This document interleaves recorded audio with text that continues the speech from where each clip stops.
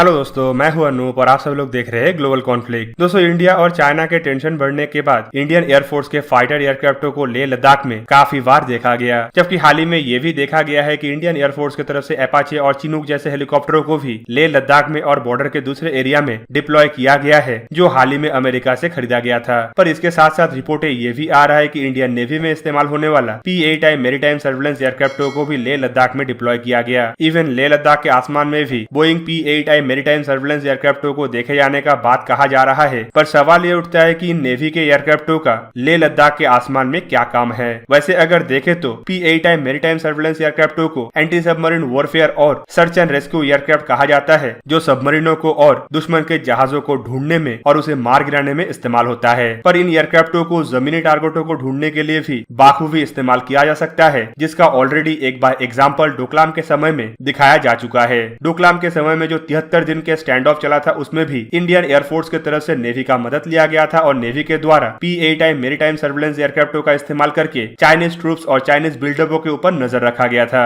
दोस्तों, P-8I maritime surveillance aircraft से बारीकी से जमीनी टारगेटों के ऊपर नजर रखा जा सकता है और अपने ही एरिया में रह के दुश्मन के टेरिटरी के अंदर कई दूर तक नजर रखना भी संभव है। पर ऐसा भी बात नहीं है कि इंडियन एयरफोर्स और इंडियन आर्मी के पास दूसरे कोई सर्विलेंस इक्विपमेंट नहीं है जिसके द्वारा चाइना के बिल्डअप और ट्रूप्स के ऊपर नजर रखा जा पाए। इंडियन आर्मी और एयरफोर्स के पास बहुत सारे ऐसे इक्विपमेंट, हेलीकॉप्टर और अनमैन एरियल व्हीकल है जिसके द्वारा आसानी से चाइना के हरकतों के ऊपर नजर रखा जा सकता है। लेकिन फिर भी नेवी से मदद क्यों लिया गया, इसके पीछे भी एक बहुत बड़ा कारण है। दोस्तों, आप सबको पता ही होगा कि इस तरीके का सर्विलेंस एयरक्राफ्टों को जहाँ पे नजर रखने के लिए इस्तेमाल किया जाता है, वहीं पे इन सर्विलेंस एयरक्राफ्टों का आंखों के जैसे काम करने वाला इक्विपमेंट मतलब रडार और सेंसरों को भी जमीनी जैमिंग इक्विपमेंटों के द्वारा जैम किया जा सकता है। वैसे अगर देखें तो इंडियन एयरफोर्स और आर्मी के पास भी बेहतरीन सर्विलेंस इक्विपमेंट है जिसे चाइना द्वारा जैम करना लगभग नामुमकिन है। पर फिर भी इंडिया के P-8I मैरीटाइम सर्विलेंस एयरक्राफ्टों को देखे तो इसके मुकाबले में दुनिया के किसी भी देश के पास ऐसा कोई भी इक्विपमेंट नहीं है कि इसका सेंसर्स और रडार को जैम कर पाए। अमेरिकी नेवी की तरफ से इन एयरक्राफ्टों को खास करके चाइना के नेवी के जहाजों और सबमरीनों के ऊपर नजर रखने के लिए बनाया गया है और इसे ऐसे करके डिजाइन किया गया है कि इसे किसी भी तरीके का इलेक्ट्रॉनिक वॉरफेयर इक्विपमेंटों के द्वारा जैम करना पॉसिबल नहीं है। इवन चाइना के पास तो ऐसा कोई भी इक्विपमेंट नहीं है जो P-8I मैरीटाइम सर्विलेंस एयरक्राफ्टों के रडारों के अंदर थोड़ा बहुत भी दिक्कतें पैदा कर पाए। और दोस्तों, इसीलिए P-8I मैरीटाइम सर्विलेंस एयरक्राफ्टों को चाइना के खिलाफ एक बेहतरीन हथियार के हिसाब से गिना भी जाता है। दोस्तों, इन एयरक्राफ्टों के इस्तेमाल से छोटे टारगेटों को भी आसानी से देखना या फिर उसके ऊपर नजर रखना संभव है, जबकि इसे ऐसे करके डिजाइन किया गया है कि ये आसानी से दूसरे एयरक्राफ्टों तक अपना जानकारी पहुंचा भी सकता है और ग्राउंड स्टेशन तक अपने जानकारी पहुंचा के एक कमांड एंड कंट्रोल सेंटर के हिसाब से भी काम कर सकता है। दोस्तों, अमेरिकी हथियारों को चाइनीज हथियारों के ऊपर बहुत ज्यादा महारत हासिल है, ये आप सबको पता ही होगा। इवन अगर देखें तो रशियन हथियारों को भी चाइनीज हथियारों के ऊपर काफी ज्यादा महारत है। पर रशियन हथियारों में प्रॉब्लम ये होता है कि चाइना के द्वारा भी रशिया से बहुत सारे ऐसे हथियार खरीदा गया है जो इंडिया भी इस्तेमाल करता है।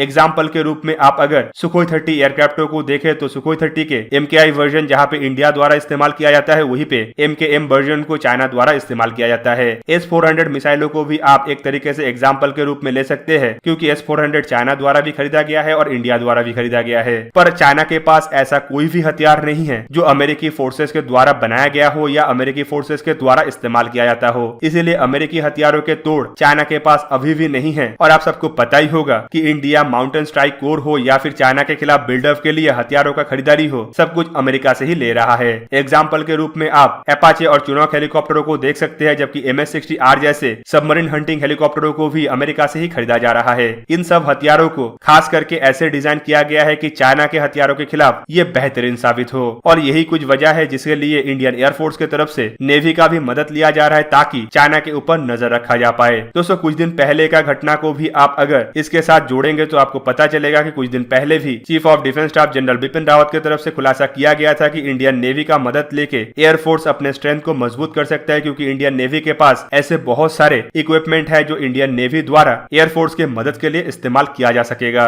एयर चीफ मार्शल की तरफ से भी बताया गया था कि नेवी के फाइटर एयरक्राफ्टों को अगर नेवी द्वारा समुद्र के अंदर डिप्लॉय नहीं किया जाता है तो उस समय इन एयरक्राफ्टों को एयरफोर्स के एयरक्राफ्टों के बराबर लाके भी इस्तेमाल किया जा सकता है, जिसका example P-8I maritime surveillance aircraft द्वारा दिया जा रहा है। तो दोस्तों, आप लोगों को क्या लगता है कि इंडिया को चाइना के खिलाफ किस तरीके का हथियारों का इस्तेमाल करना चाहिए? कमेंट करके जरूर बताइए। और अगर आप लोगों को ये वीडियो अच्छा लगा हो तो चैनल को सब्सक्राइब कीजिए और साइड में बना हुआ बेल आइकन को को भी प्रेस कर दीजिए ताकि आप मेरा वीडियो देख पाए सबसे पहले। जय हिंद।